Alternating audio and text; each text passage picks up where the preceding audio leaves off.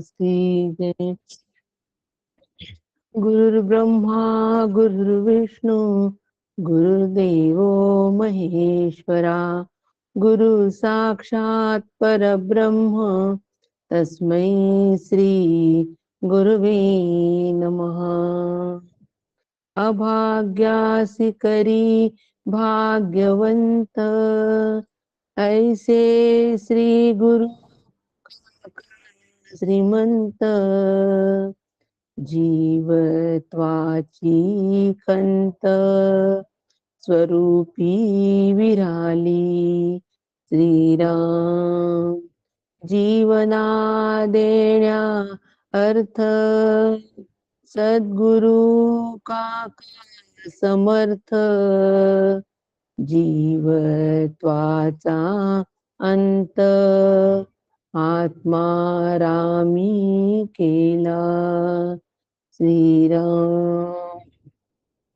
शुकासारखे पूर्ण वैराग्य जाचे, वसिष्ठा परी ज्ञान योगेश्वराचे, कवी वाल्मिका सारिखा मान्य ऐसा, नमस्कार माझा सद्गुरु रामदासा। श्रीराम समर्थ श्रीराम। परमपूज्य श्री गुरु डॉक्टर काका यांना साष्टांग नमन करते। परमादरणीय सुनील काका यांनाही साष्टांग नमन करते। श्रोते, आपण जगदीशांची मूर्ती आहात म्हणून आपणालाही साष्टांग नमन करते। श्रोते, आपण जगदीश मूर्ती, श्रवणे बैसावे एकांती, स्थिर होईल माझी मती, आपणा कृपा प्रसादे। पुनश्च एकदा आपल्याला वंदन करते आणि आजच्या निरूपणाला प्रारंभ करते। निरूपणाचा विषय, चिंतनाचा विषय दासबोध। या दासबोधाच्या अंतर्गत समास दशक 13वा नामरूप, आणि या नामरूप दशकाच्या अंतर्गत आजचा आपला समास 6वा आहे लघुबोध। मागे आपण कहाणी निरूपण बघितलं। कहाणी निरूपण बघत असताना शेवटची जी उभी होती समर्थाने सांगितलेली की ऐसा सूक्ष्म संवाद केल्याची करावा विषाद, पुढील समासी लघुबोध सावध ऐका। असे हे अतिसूक्ष्म तत्वज्ञान पुन्हा पुन्हा सांगावे व ऐकावे, आणि पुढील समासामध्ये लघुबोध सांगितलेला असून तो लक्ष देऊन ऐका। अशा पद्धतीचं शेवटची उभी समर्थांनी त्याला कहाणी निरूपणामध्ये सांगितली की अतिसूक्ष्म तत्वज्ञान जे आहे ते पुन्हा पुन्हा ऐकावं लागतं। एका ऐकण्यामध्ये हे तत्वज्ञान आम्हाला आत्मसात होत नाही, समजत नाही, समजल्यासारखं वाटतं, परंतु ते आमच्या जीवनामध्ये उतरत नाही। म्हणून सूक्ष्म तत्वज्ञान जे आहे, अतिसूक्ष्म तत्वज्ञान, सूक्ष्म वेगळं, अतिसूक्ष्म वेगळं। अतिसूक्ष्म काय आहे तर एकच आहे, अतिसूक्ष्म ब्रह्मतत्व आहे। आणि त्या संदर्भात जर आम्हाला ते तत्वज्ञान पुन्हा पुन्हा जर सांगायचं असेल, ते पुन्हा सांगायचं, पुन्हा ऐकायचं। ऐकताना आता हे तर खूप वेळ झालं, आता ऐकून काय करायचं, सारखं सारखं तेच।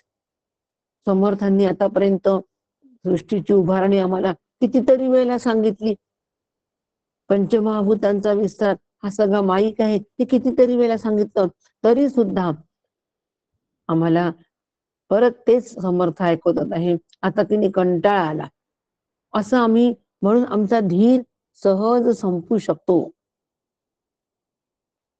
सुरुवातीला आम्ही हे सगळं फार आनंदाने ऐकतो, अत्यंत आनंदाने ऐकतो सुरुवातीला, आणि ऐकत असताना समजल्यासारखं वाटतं, आणि समजत असताना आता आमच्यात खूप बदल झाले असंही आम्हाला वाटतं।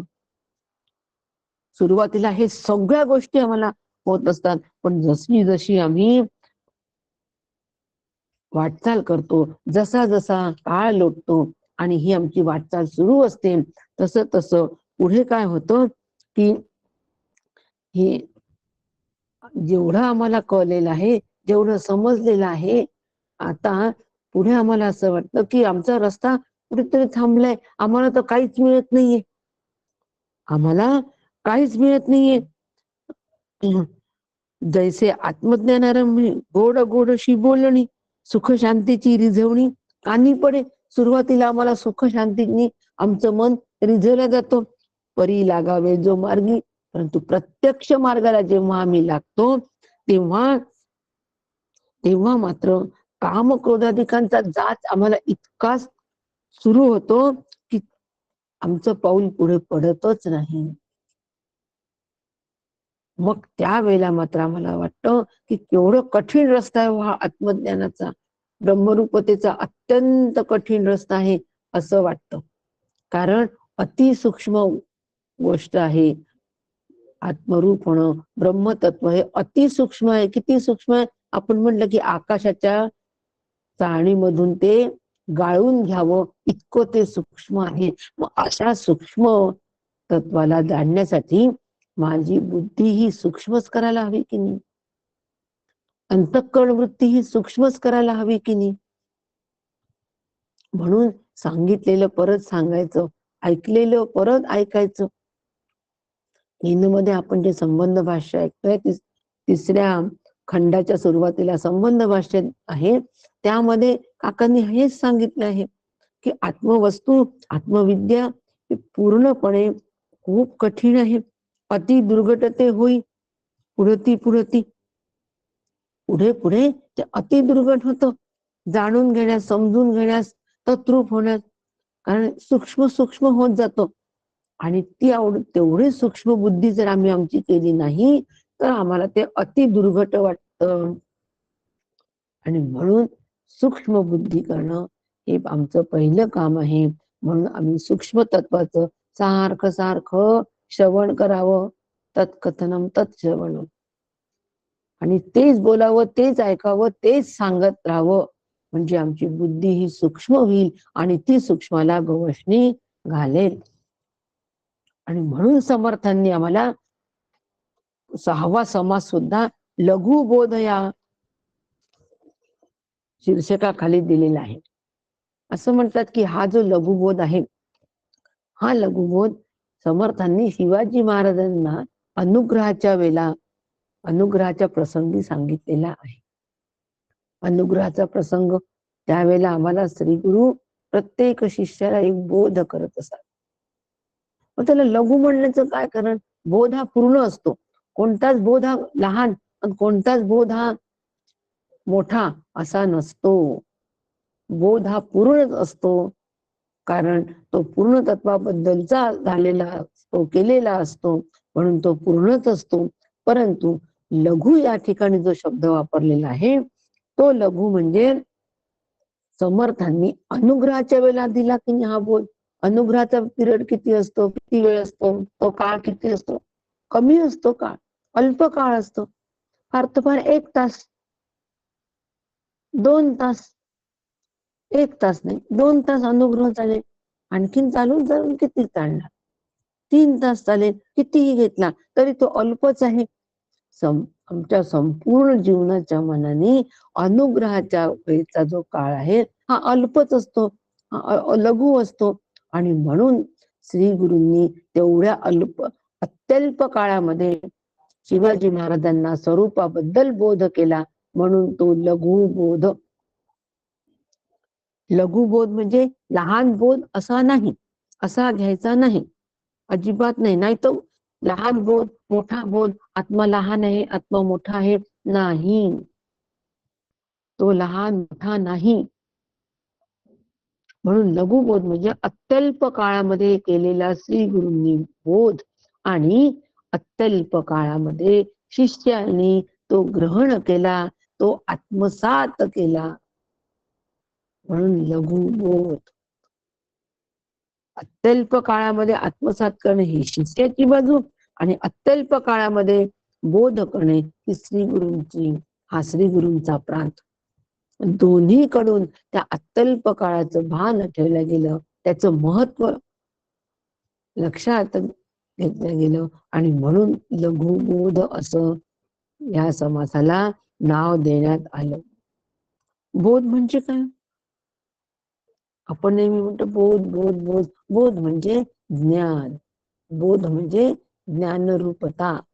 नुसतं ज्ञान नाही, ज्ञान झाल्यानंतर ज्ञानरूपता. निजबोध त्याला म्हणतात. निजबोध. नि म्हणजे नाही, ज म्हणजे कधी जन्मलाच नाही, असं बोध म्हणजे ज्ञान, म्हणजे ज्ञानरूपता. याला बोध असं म्हणतात. या ठिकाणी बोध सांगण्यासाठी बसलेले नाही, पण लघुबोध जो आहे, लघुबोध या समासाच्या माध्यमातून अत्यल्प काळात दिलेला बोध आणि अत्यल्प काळामध्ये झालेला बोध, म्हणजे आता आम्हाला सुद्धा हा समास अभ्यास केल्यानंतर बोध व्हायला हवा की नको? नक्की व्हायला हवा. आणि तो कसा करून घ्यायचा? मग तो निजबोध कसा करून घ्यायचा, तो बोध कसा करून घ्यायचा, याचा संपूर्ण उहापोह समर्थांनी या समासात दिलेला आहे. तो बोध कसा करून घ्यायचा? या निजबोध म्हणजे काय हो? निजात्मबोध म्हणजे काय? परमात्मा एक नित्य शुद्ध, त्यासी मायामय संसार बंध. नाथ महाराजांनी केलेली बोधाची ही एक छोटीशी परिभाषा म्हणा, की परमात्मा एक नित्य शुद्ध, त्यासी मायामय संसार बंध, मिथ्या जाळ देह संबंध, हा निजात्म बोध पै माझा. परमात्मा कसा आहे? नित्य शुद्ध आहे. आणि तो नित्य शुद्ध परमात्मा मी आहे. परंतु ज्या वेळेला मला हा सगळा संसार जो आहे, हा मायामय संसार जो आहे, याचा बंध, हा बंध मिथ्या आहे. हा देहाच्या माध्यमातून येणारा सगळा जो संबंध आहे, तो सगळा मिथ्या आहे. याची जर मला जाण झाली, तर ती जी जाण आहे, ती जाण म्हणजे बोध आहे. हे सगळं संसार मिथ्या आहे, ही सगळी माया आहे, आणि ह्या सगळ्या मायेच्या पलीकडे असणार जे शुद्ध तत्व आहे, ते मी आहे. हे मला समजून घ्यायचं आहे, हे मला जाणायचं आहे, आणि जाणून अनुभव रूप व्हायचं आहे. याला बोध असं म्हणतात. अत्यल्प काळामध्ये जर आम्हाला हा करून घ्यायचा असेल, तर मग आता कसा करून घ्यावा? मग आता आपण ह्या समासाच्या 28व्या ओवीपासून पाहू.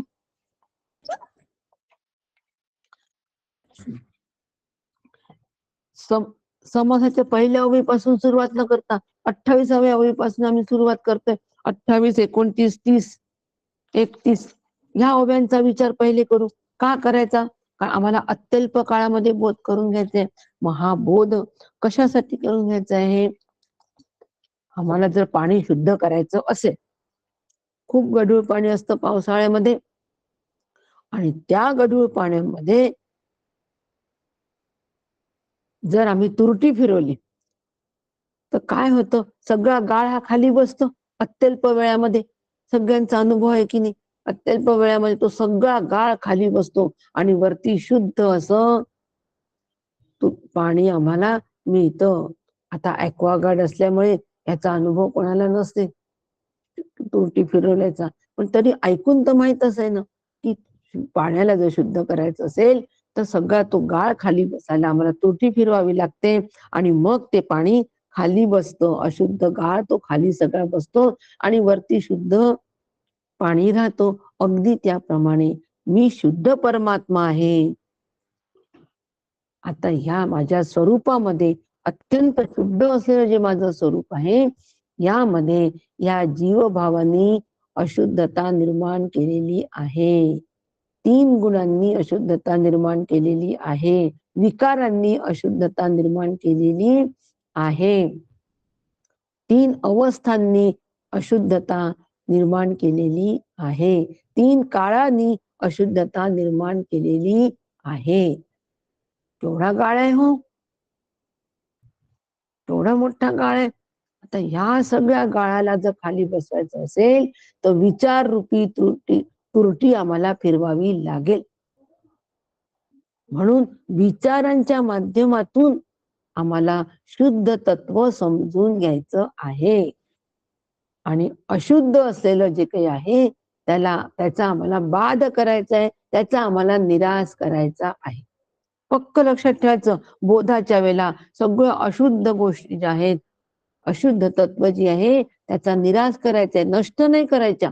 त्या नष्ट होणार पण नाही, तो आपला प्रांत नाही, पण बाध करणे, निराश करणे हे आम्हाला शक्य आहे आणि ते फक्त विचारांच्या माध्यमातून हे शक्य आहे. म्हणून समर्थ काय म्हणतात आहे, समर्थ म्हणतात आहे 28व्या ओवीमध्ये पहा की अविचार आणि विचार जैसा प्रकाश अंधकार. विचार कसा आहे, विचार हा प्रकाशासारखा आहे.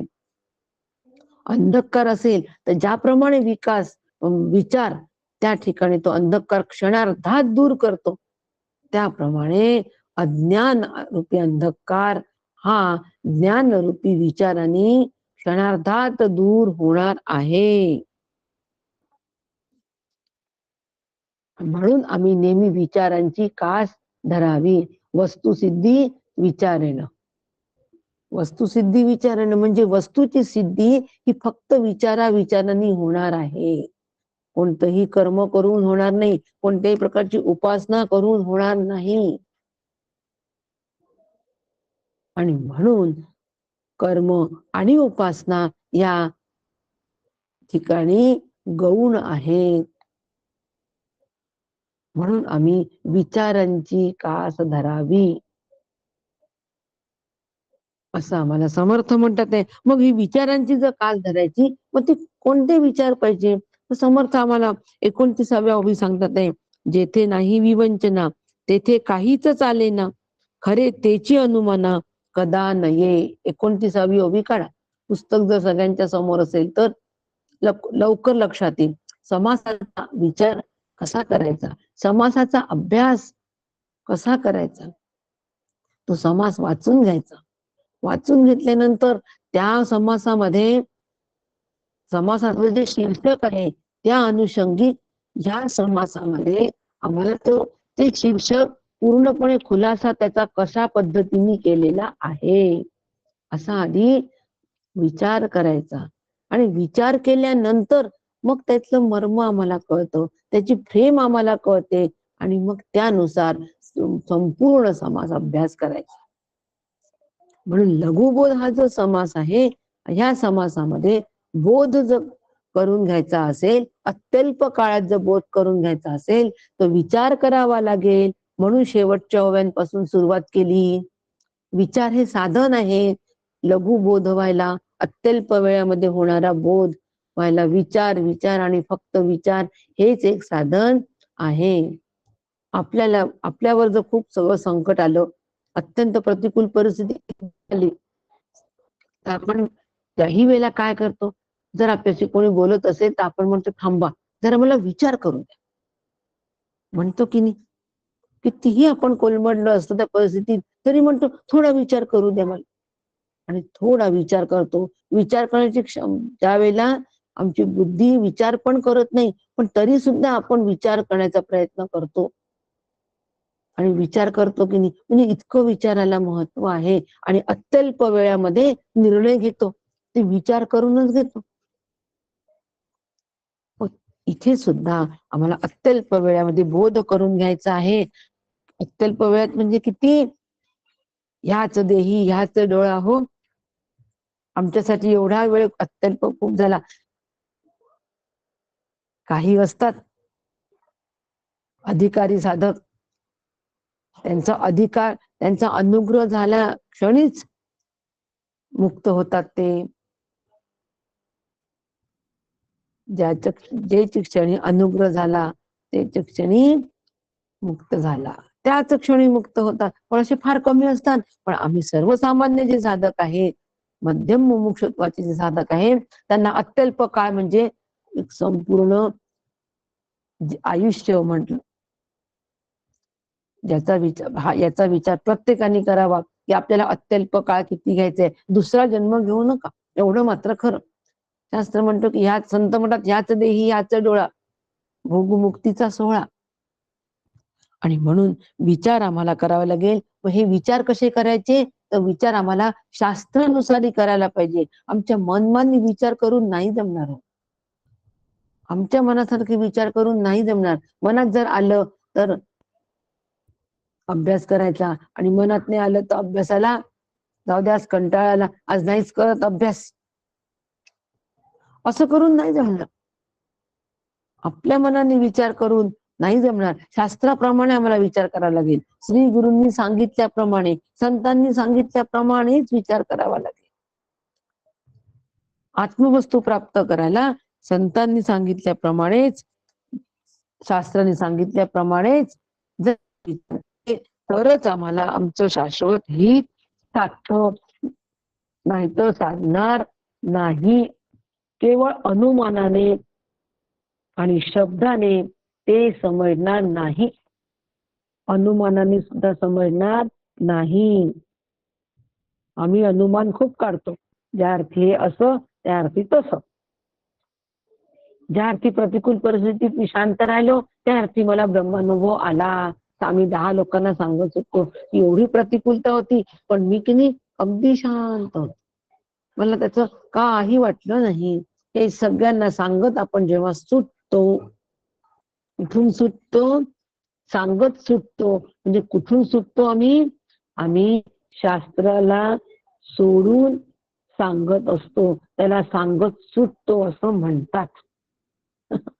सांगत सुटतो, शास्त्राला सोडून सांगत आम्ही सांगत असतो की आम्हाला की नाही, आम्ही खूप स्थिर राहिलो, आम्ही फार शांत राहिलो अत्यंत प्रतिकूल परिस्थितीत,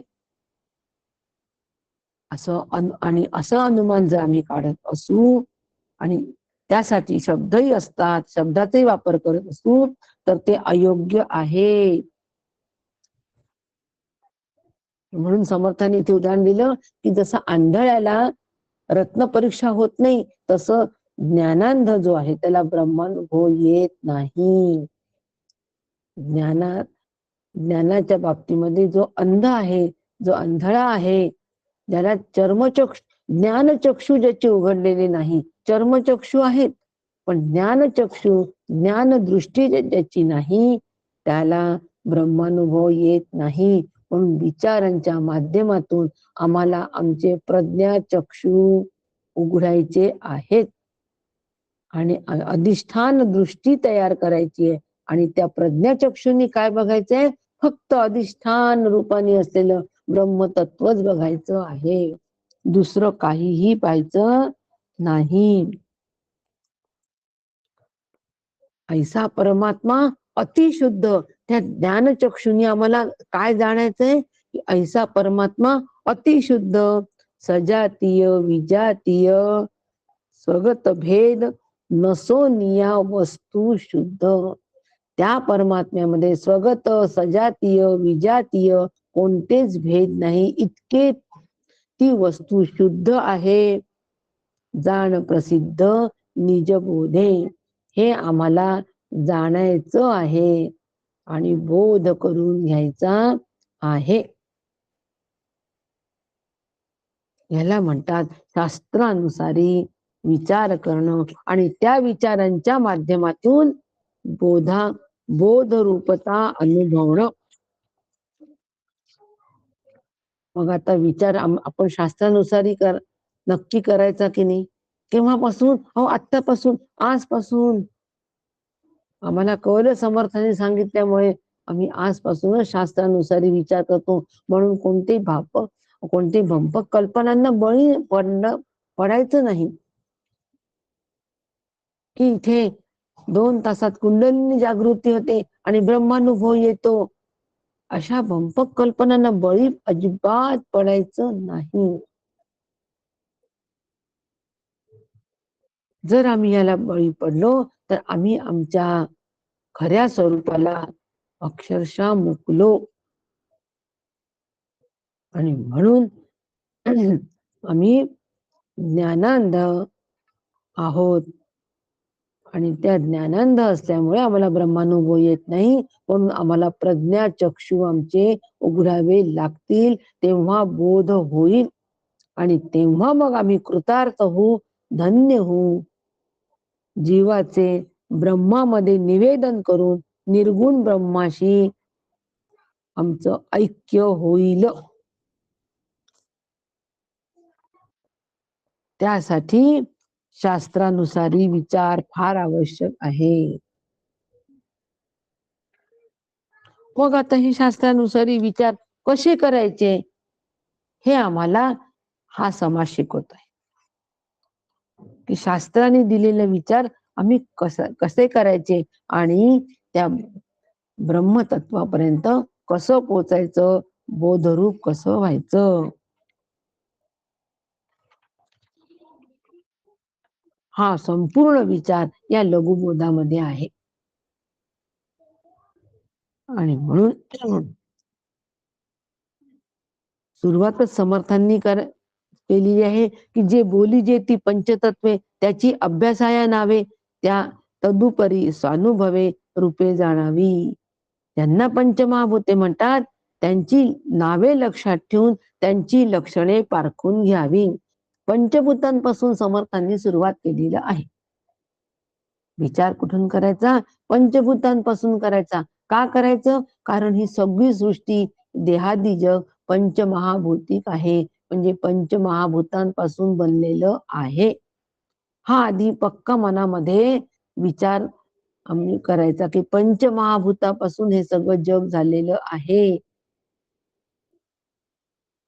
आणि म्हणून जे जे पंचभौतिक आहे ते सगळं जड आहे, जे जे पंचभौतिक आहे ते सगळं विनाशी आहे. कारण या पंचभूतांचा लय ठरलेला आहे. उत्पत्ती झालीये तर लय ठरलेलाच आहे, शास्त्रानुसारी विचार. म्हणून सगळ्यात पहिले विचार पंचमहाभूतांचा करायचा. आणि त्या पंचमहाभूतांचा विचार करून त्या पंचमहाभूतांमध्ये शाश्वत तत्व कोणतं आहे, हा मी पहिले निवाडा करून घ्यायचा. बोधाकडे चालू आहे बरं का वाटचाल. विचारांच्या माध्यमातून आपण बोधाकडे चाललोय. पायरी पायरीने चालायचंय, एकदम नाही. एकदम मी ब्रह्म आहे म्हटलं तर आपण ब्रह्मरूप होणार नाही. पण पायरी पायरीने जर आपण गेलो, मार्गक्रमण करत गेलो, तर एक दिवस अलगद सावकाश आम्ही बोधरूप होऊ.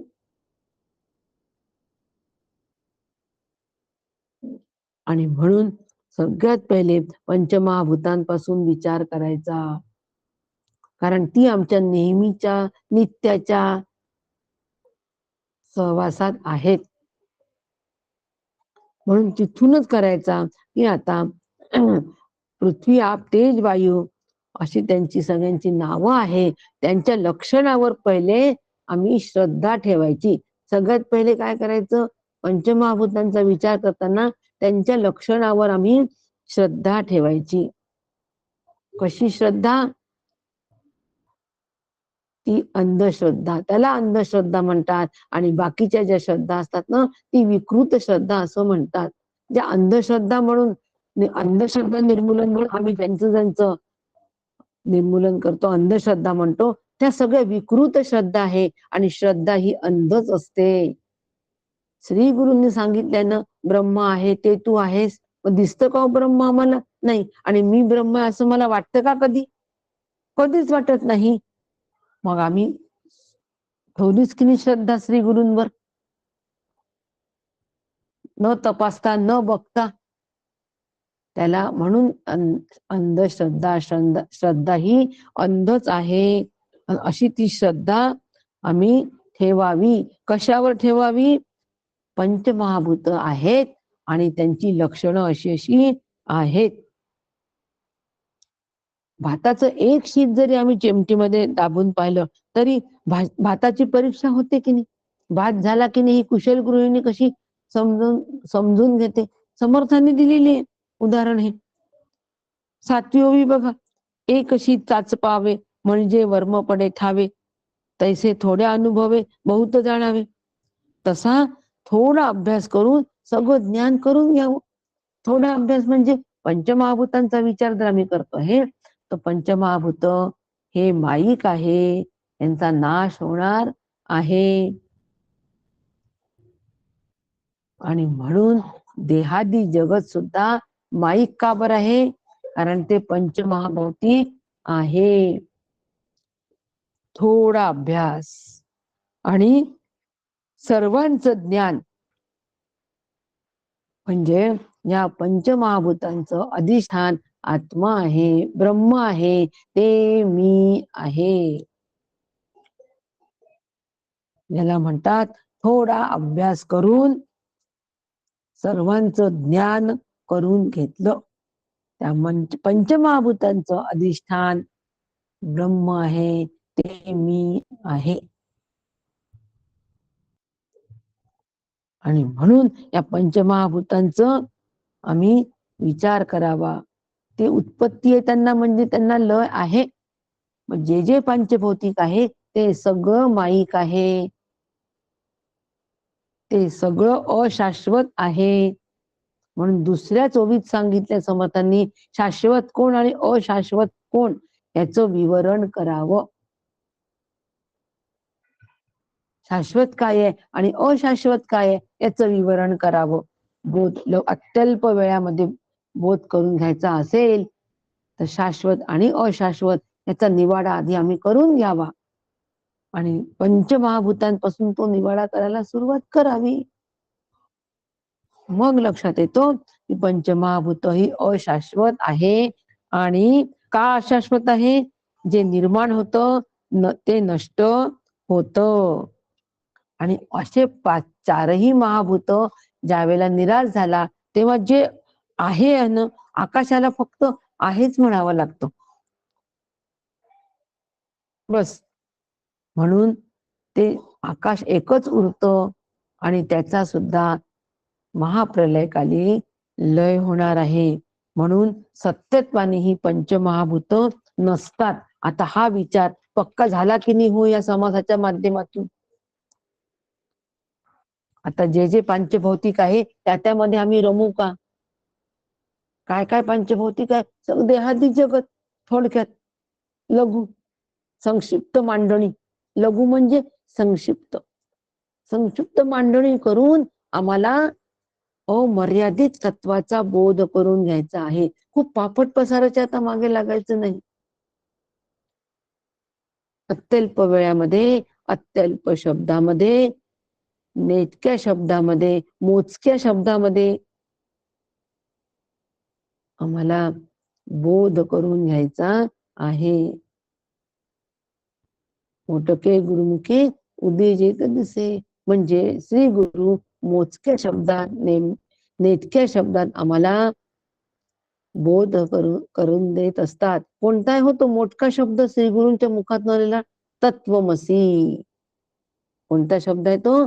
तत्वमसी हे महावाक्य. ते तू आहेस. लघु शब्दामध्ये बोध, पूर्ण संपूर्ण ब्रह्म बोध, निजबोध, निजात्मबोध,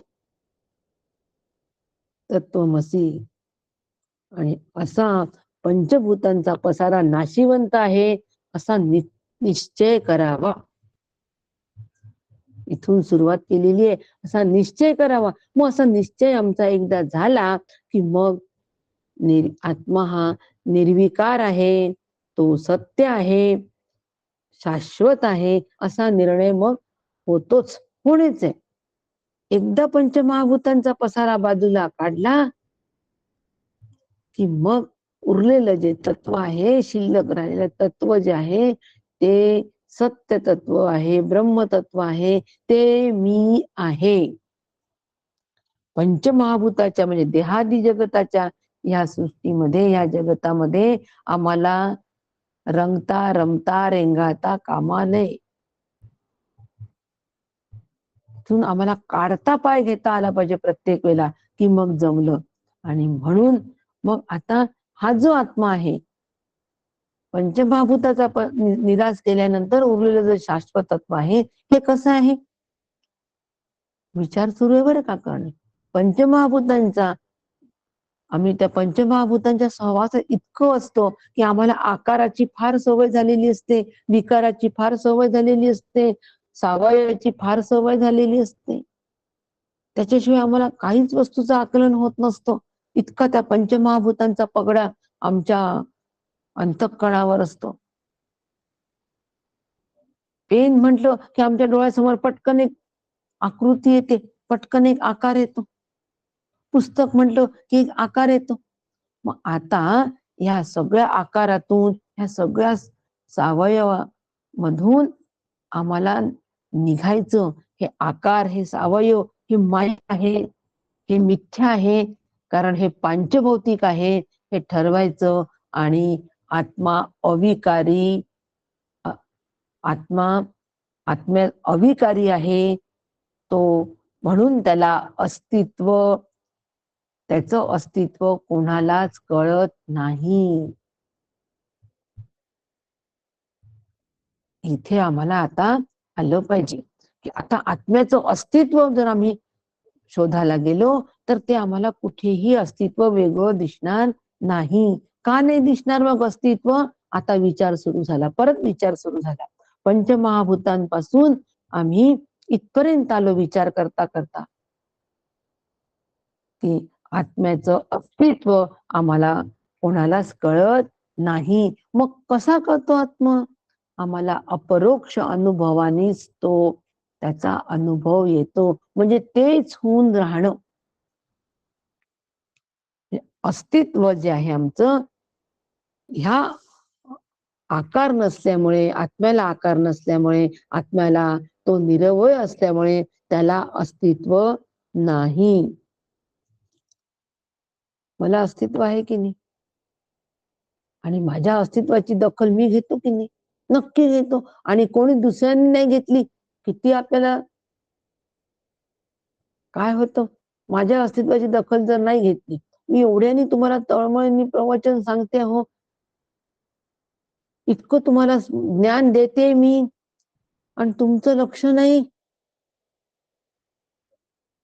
तुमचं आपलं अनम्यूट आहे आणि घरात बोलणं पण सुरू आहे, लगेच मला राग येतो. कशासाठी प्रवचनाचा खटाटोप केला असं मी म्हणते लगेच. याचा अर्थ मला माझी अस्तित्वाची दखल ते घेत नाहीये. प्रवचन ऐकता ऐकता बोलणं सुरू आहे, म्हणून माझं अस्तित्व डावललं गेलं असं वाटतं. आणि म्हणून मला संताप येतो. इतकं आम्ही अस्तित्वाबद्दल, आमच्या अस्तित्वाबद्दल जर जागरूक असू तर आत्म्याचं अस्तित्व, आत्म्याला अस्तित्व नाही, वेगळं असं अस्तित्व नाही, कारण तो घनदाट भरलेला आहे. हे आम्ही कसं समजून घेऊ?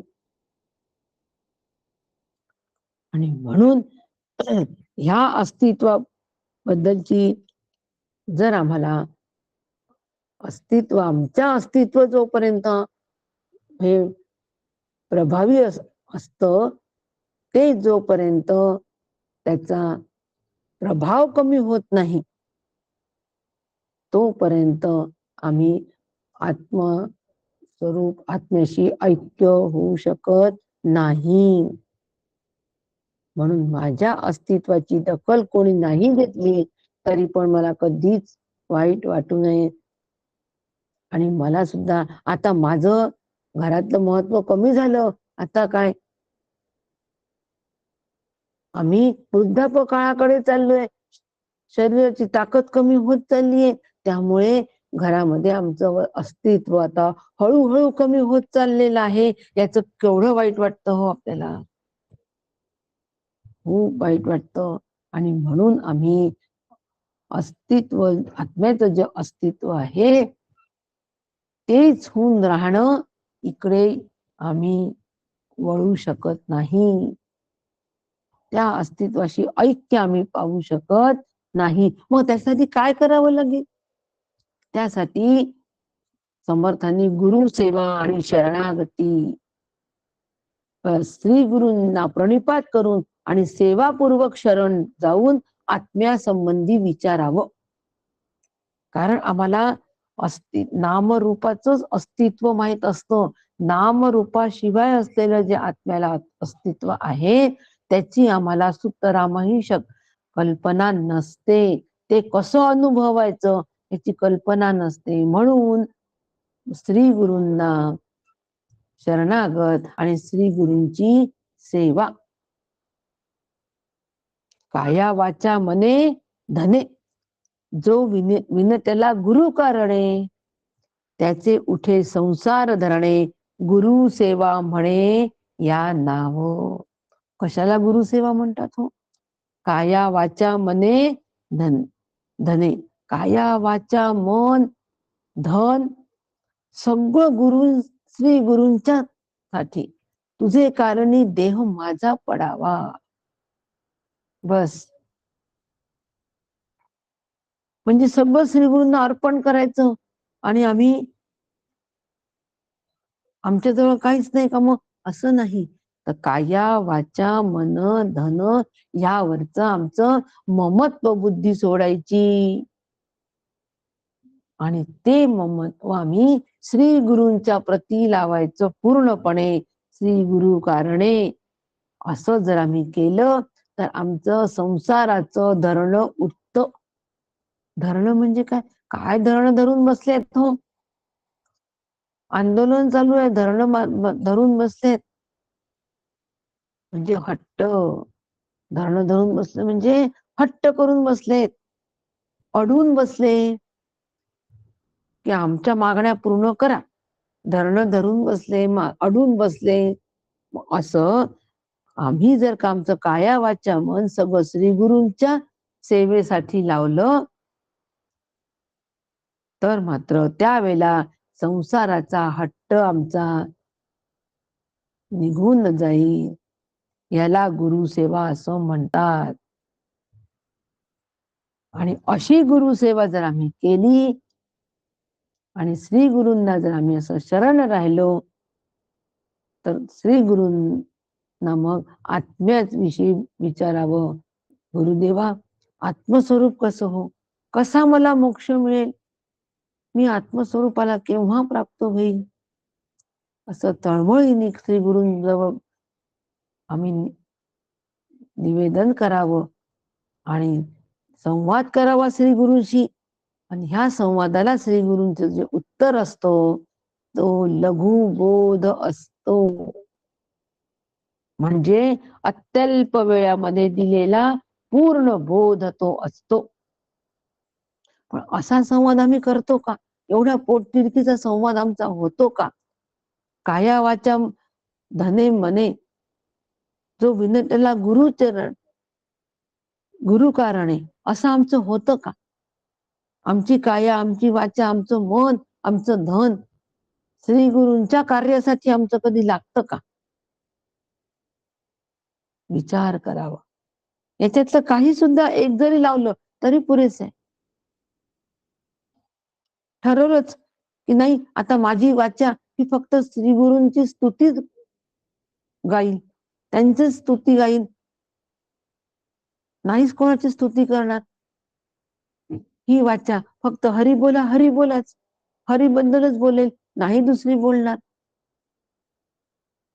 वाचा गुरु कारणे विनटली जो विनटला गुरु कारणे.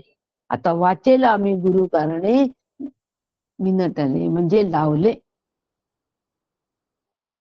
असं जरी आम्ही एक जरी याच्यामधलं काया वाचा मने धने मधलं एक जरी आम्ही केलं तरी, एक जरी गुरु कार्यामध्ये लावलं, गुरु सेवेशी लावलं तरी सुद्धा ती गुरु सेवा फळते.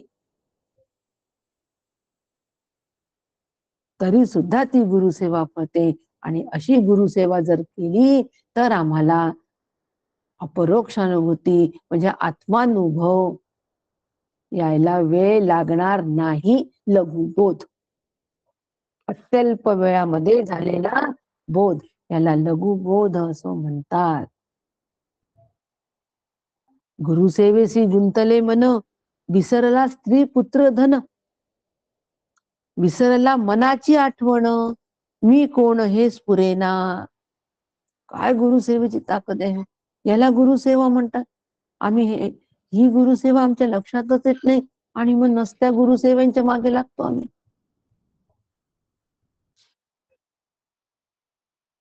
ज्याचे गुरुसेवेमध्ये मन गुंतलं आहे तो स्त्री पुत्र धन याला विसरला. हो, विसरला म्हणजे यांच्यामधली आसक्ती कमी झाली, यांच्यामधलं ममत्व कमी झालं आणि सगळं गुरुसेवेमध्ये तल्लीन झाला, दंग झाला. याला स्त्री पुत्र धन विसरला असं म्हणतात. ती विस्मृतीत नाही जात, त्यांना हिडीस फिडीस नाही करायचं.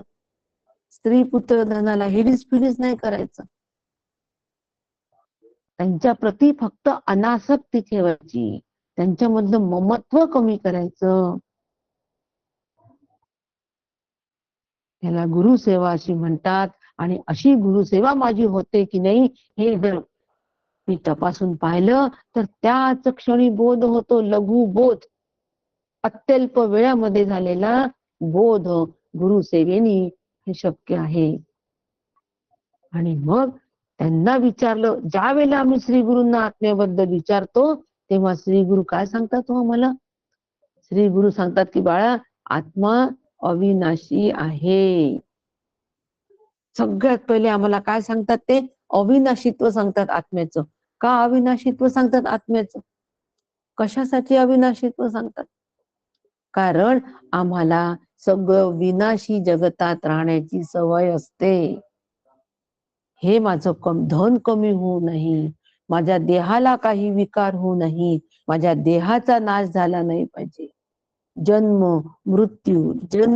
मृत्यू यामध्येच आमचं सगळं आयुष्य गुरफटलेलं असतं. हो, म्हणून आधी आम्हाला जिथे आम्ही खूप गुंतलेलो असतो ते श्रीगुरूंच्या लक्षात येतो आणि म्हणून ते ताबडतोब सांगतात की बाळा, आत्मा अविनाशी आहे, तू अविनाशी आहे, म्हणून तू विनाशी गोष्टींच्या मागे लागू नकोस.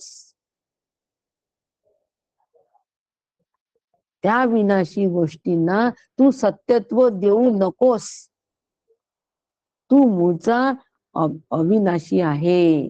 हे कोण सांगतात? श्री गुरु. विचारिता सजनांसी ते म्हणती की अविनाशी, जन्म मृत्यू आत्मयासी बोलोच नाही. आत्म्याला जन्म नाही, तो अज आहे आणि तो जन्म नाही म्हणून त्याला मृत्यू नाही. मग मी जर आत्मा आहे, मी मूळचा जर आत्मरूप आहे, तर मी जन्माचं कौतुक करावं का? आणि आता मला मृत्यू येणार आहे, मी जाणार आहे, म्हणून जे भय वाटतं मृत्यूचं, ते भय वाटावं का? मी जाणारच नाहीये, मी अविनाशी आहे, देह जाणार आहे. जन्म देहाला, मरण देहाला, मी न कधी मरणार. घडविला मीचा साक्षात्कार. काय हा? सद्गुरूचा अधिकार. हा अधिकार कोणाचा आहे? फक्त श्री गुरूंचा आहे. फक्त श्री गुरूंचा अधिकार आहे की घडविला मीचा साक्षात्कार. मी साक्षात परब्रह्म आहे हे फक्त श्री गुरुच मला सांगतात. म्हणून आत्मा अविनाशी आहे. बाबा रे, जन्म मरणाची तू भाषा या ठिकाणी संभवत नाही. ओवी क्रमांक 13 बघा. आणि म्हणून मग आता हे जी विनाशी सगळं दिसत आहे ना, नामरूपात्मक जी सृष्टी भासते आहे, ही कशी काय असं आमच्या मनामध्ये येतं की नाही? किंवा आम्हाला ही सगळी नामरूपात्मक सृष्टी तर दिसतेच आहे, ही विकारात्मक सृष्टी दिसतेच आहे, आकारात्मक सृष्टी दिसतेच आहे, मग ही कशी काय? हा भास आहे. कशावर? त्या निराकार ब्रह्मवस्तूवर हा भास आहे. ही भासमान आहे, कारण आज जरी ती दिसत असली तरी उद्या ती नष्ट होणार आहे. आपलं बालपण नष्ट झालं, तरुणपण आलं, तरुणपण नष्ट होतं, वृद्धापकाळ आला आणि वृद्धापकाळ सुद्धा देह जाण्याची वेळ देह सुद्धा विनाशी आहे, म्हणून हे सगळं माईक आहे, हा भास आहे. आणि हा भास या ब्रह्मवस्तूवर आम्हाला भासू लागला. म्हणून या नामरूप अध्यस्थाचे, नामरूपाला आकार आहे. हा पेन आहे, याला याला एक आकार आहे की नाही? या पेनाला एक आकार आहे. पेन दिसत नसेल, डब्बी दाखवते, या डब्बीला एक आकार आहे. ह्याला एक रूप आहे, आणि रूप आहे म्हणून एक नाम आहे. याला डब्बी असं म्हणतात, डब्बा असं म्हणतात. मग केव्हा ना केव्हा रूप नष्ट होणार आहे, केव्हा ना केव्हा नाम पण नष्ट होणार आहे. म्हणून नाम आणि रूपाला आकार आहे, आणि ब्रह्म निराकार आहे. ते मी आहे. आता मी कोणत्याही आकारामध्ये अडकायला नको. आकार कसा आहे? विनाशी आहे. म्हणून निराकार आणि आकार जो आहे याचा संबंध आम्ही विवेकाने ओळखावा. आकार आणि निराकार यांचा संबंध काय आहे हा आम्ही विवेकाने ओळखावा. म्हणजे त्या ठिकाणी विवेक करावा. कोणता विवेक करावा? नित्यानित्य विवेक. नामरूपात्मक जी सृष्टी आहे ही अनित्य आहे, आणि नित्य तत्वाच्या अधिष्ठानावर ती अध्यस्त आहे. प्रत्येक समासामध्ये, आत्ताच आपण मागच्या 2 समासामध्ये नित्य नित्य विवेक बघितला की नाही? आणि ते नित्य तत्व मी आहे. अशी ही जी सृष्टी आहे ती असार आहे, आणि ती साररूप ब्रह्मावर आहे, अधिष्ठित आहे. सृष्टी असार आहे, साररूप ब्रह्म हे साररूपणी आहे, आणि ते या सृष्टीमध्ये असंगत्वानी व्यापून आहे. ब्रह्माला कशाचाही लेप नाही. विचार आहे हा सगळा लघुबोध होण्यासाठी, म्हणजे अत्यल्प कमी वेळात बोध होण्यासाठी अशा पद्धतीचा विचार आम्हाला करावा लागेल. ज्या वेळेला आम्ही या देहादी जगतामध्ये असतो, व्यवहारकालीन असतो, जागृत अवस्थेत असतो, त्यावेळेला अशा पद्धतीचे विचार आम्हाला प्रत्येक वेळेला, प्रत्येक क्षणी करावा लागेल. आणि मी आत्मा आहे, मी ब्रह्म आहे, या बोधामध्ये राहावं लागेल सतत. असं ज्या वेळेला आम्ही करू त्यावेळेला एक रूप दिवस आम्ही बोधरूप होऊन जाऊ. त्यासाठी हे विचार अशा पद्धतीने आम्हाला करावे लागतील. आणि असे विचार ज्या वेळेला आम्ही करू त्यावेळेला मग ही पंचमहाभूती जी सृष्टी आहे ही जी भेदानी भरलेली आहे, या सगळ्या भेदामध्ये आत्मा, भेद शून्य असा आत्मा व्यापून आहे, तो मी आहे. आता जितके जितके मला भेद दिसतात आहे ते सगळे जे भेद हे माईक आहे, आणि यामध्ये एकमेव आत्मा व्यापून आहे, तो मी आहे. अशा सगळ्या उपाधींचा ज्या वेळेला निराश होईल त्यावेळेला ब्रह्मतत्व त्याचा आम्हाला अनुभव येईल. अनुभव रूप आम्ही होऊ. ब्रह्माचा अनुभव येणं वगैरे नाही, ब्रह्मरूप आम्ही हो. आम्हाला ब्रह्मरूप व्हायचंय, पण श्री गुरूंशिवाय तरणोपाय नाही हो. आपण शिक्षण घेतलं, आपण आपल्या मनाने शिकलो का? पीएचडी केली, गाईड असतो की नाही पीएचडी मध्ये? विदाऊट गाईड पीएचडी होते का? विदाऊट गायडन्स आम्ही डॉक्टर इंजिनियर होतो का? नाही. हे जसं आहे अगदी तसं आम्ही इकडे सुद्धा बोधरूप श्री गुरूंशिवाय होऊ शकत नाही. म्हणून परमात्मा हा निराकार आहे हे लक्षात घ्यायचं आणि मग निराकारत्व लक्षात घेऊन आता सगळ्याचं निराकारत आम्ही ब्रह्माचं निराकारत्व लक्षात घेतलं, त्याचं अविनाशीत्व लक्षात घेतलं आणि त्याचं अविनाशीत्व निराकारत्व हे श्री गुरूंनी आम्हाला समजावून सांगितलं आणि मग आता विचार करून आलो, मग मी कोण आहे? आता मात्र आम्ही आमच्या वेच्यावर आलो. आत्मा अविनाशी आहे, आत्मा निराकार आहे. पंचमहाभूतीची सृष्टी ही माईक आहे, हा भास आहे, ही मिथ्या आहे. हे सगळं झालं हो, बोट हे सगळं असं असं असं असं झालं. आता ते बोट माझ्याकडे आणायचं, मग आता मी कोण आहे? मग आता मी कोण आहे याचा विचार करणं सुरू झालं आणि लक्षात आलं की माझा ज्यावेळेला मृत्यू होतो या देहाचा, त्यावेळेला यामधलं प्राणतत्व निघून जातो, श्वास बंद पडतात, देह मरतो.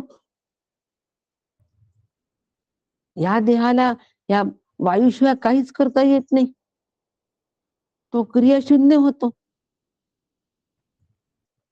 हे सगळं आमच्या लक्षात येतो. मग आम्ही हा देह आहे का हो? मग आम्ही हा देह आहे का? या देहदानाची भीती आम्हाला वाटते. या प्राणाशिवाय आम्हाला दुसरं काहीच महत्वाचं वाटत नाही. नाक दाबून बघा, समर्थ म्हणतात स्वतःच नाक तोंड दाबून बघा, जीव गुदमरतो आणि आम्ही पटकन तोंड सोडतो, नाक सोडतो आणि श्वास घ्यायला लागतो. आम्ही श्वासाला सुद्धा सत्य मानतो, प्राणच सत्य मानतो. आणि म्हणून मग असा विचार आम्ही केल्यानंतर ज्ञानदृष्टीने जर पाहिलं तर ह्या सगळ्या तत्वांचा निराश होतो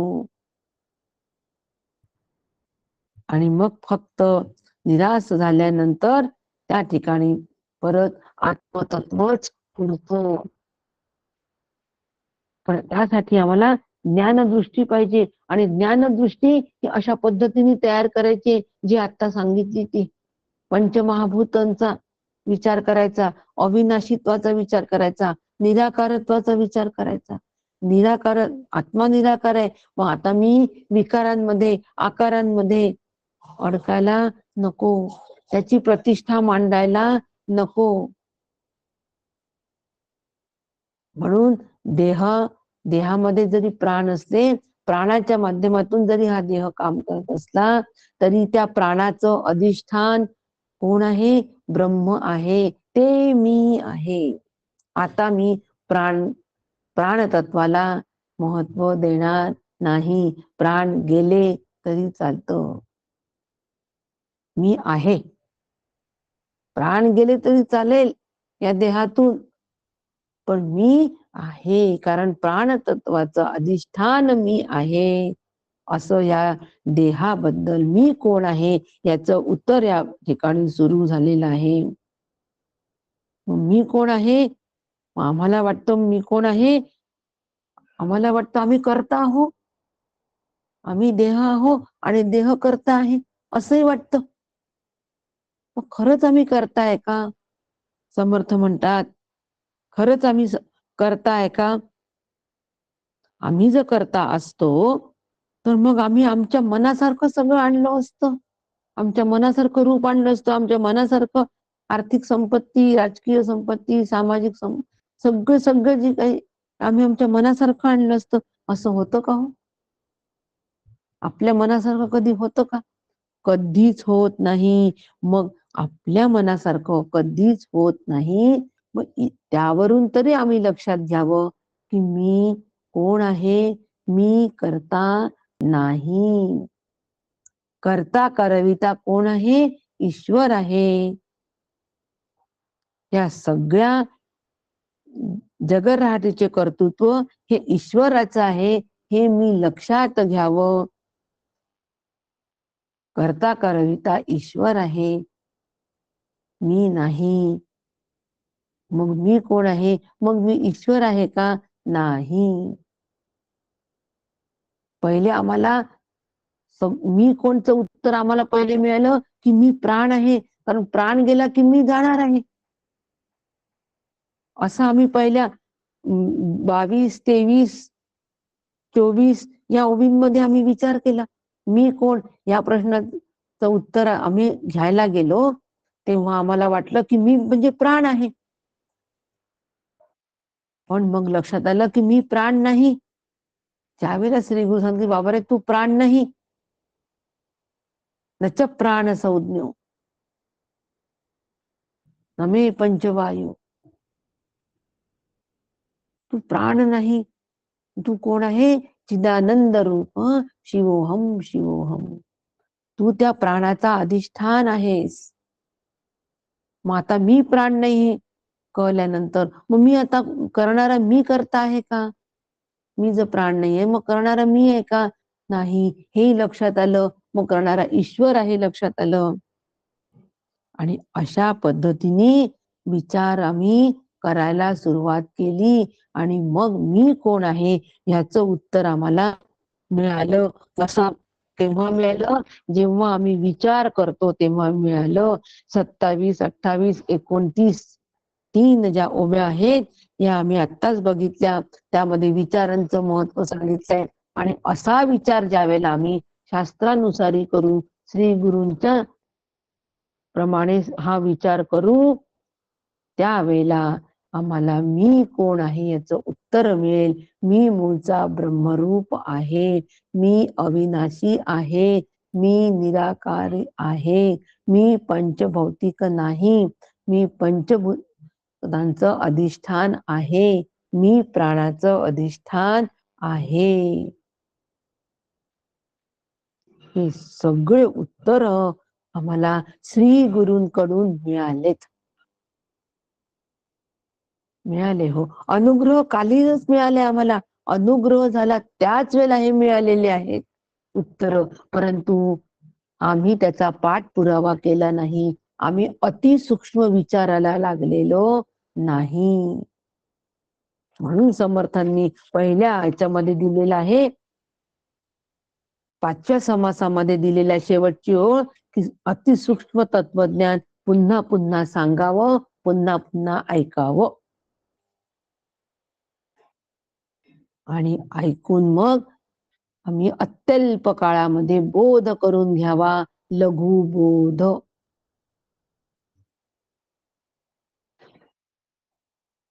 अशा पद्धतीने बोध आपल्या सगळ्यांना हो, बोधरूप आपण सगळे होऊ अशी श्री गुरूंच्या चरणी प्रार्थना करते आणि परत त्यांना अनन्य शरण राहून त्यांची सेवा करून या बोधरूपाला प्राप्त व्हावे अशी प्रार्थना करते आणि आजच्या चिंतनाला विराम देते. राम कृष्ण हरी. उमाताई, तुम्ही ऐकलं मला खूप